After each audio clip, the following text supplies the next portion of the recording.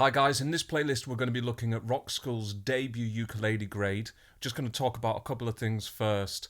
We're going to be looking at Demons as the first track. That's the first one in the book. It's on page 8. It's basically just got 4 chords, C, G, A minor and F. Now it's all to do with note lengths with this piece, so let's just quickly look at those. Now, I'll just draw them on this little whiteboard for you. That'll be the quickest way. So if you see in the music notation just a circle, okay, you may have, for a chord, we may have 4 circles stacked on top of each other. Those blank circles are called whole notes or semibreves, okay? Now, they last for 4 crotchet beats. And you'll see at the top of the page, just next to where it says the A in the box, and it says crotchet. A crotchet, by the way, is a filled-in circle with a stem coming up, or you may see a filled-in circle with a stem going down. But either way, that is a crotchet. We can also call that a quarter note.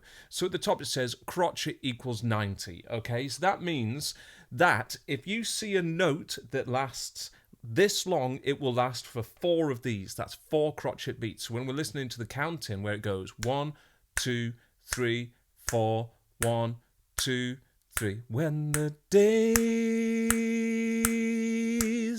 I made that note days last for 4 beats, so just think C or G or D or whatever note you want to sing, ya. That lasts for 4 beats. Now, the other type of note that we see in this piece is a minim. And this lasts for 2 beats, okay? And then a minim, by the way, can be called a half note as well. If we fill that in, remember, what's this one?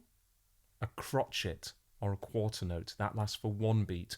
So when we're playing through the piece, the thing that you really want to be careful of, let me just put this down somewhere safe.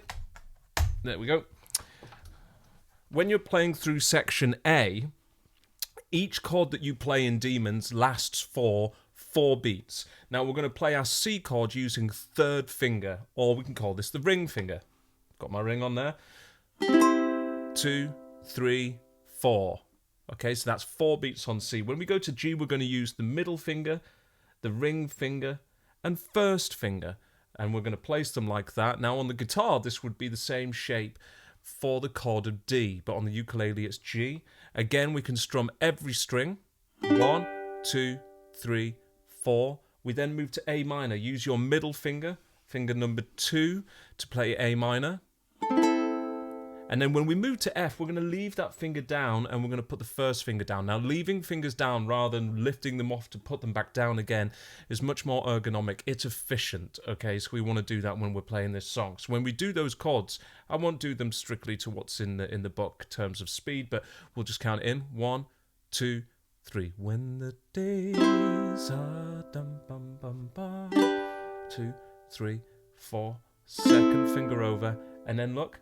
1st finger on, 2, 3. Now that's all of section A. When we get to section B, we're now moving to minims, half notes. So you've got 2 strums per chord per bar. So now it's 1, 2, 1, 2, 1, 2, 1, 2, 1, 2, 1, 2, 1, 2, 1, 2. Notice how when I'm playing, every single note that I play is very clear. Nothing is muted. That is because I'm bridging properly. I think of it like making the letter C, okay, and then putting the neck in between. So I've got like a claw shape. I'm then landing on the tip of the finger. You might even be able to see that if it focuses. There you go. It's not the best camera in the world, but you can see that there's lines on my fingers because I play all the time. I'm therefore planting on the tip of the finger and I'm bridging over the top of the string. Can you see that? I don't do this. Okay. Now to get that shape, also look at where your thumb is. Okay. So your thumb is on the side, not flat. If I put it flat, look what happened to my fingers. They're all angled now. They're resting against other strings. So make sure that it's the fingers that you're focusing on. The thumb is there to stabilize. So think of each string as a road. Think of the finger as a bridge. It's bridging over the road. If the bridge falls down, it blocks the road. The string can't vibrate, okay? Now, when we get to section C, you're simply going to make it quarter notes. So it's just going to be quarter notes being crotchets. It's just going to be 1 strum per beat, so 4 strums per bar.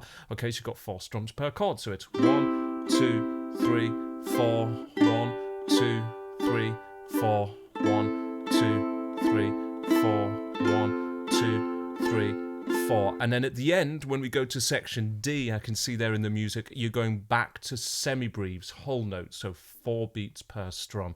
Put that all together. It's going to be really simple. Keep practicing. Let's do a playthrough. Here we go. 1, 2, 3, 4. 1, 2, 3. When the days are cold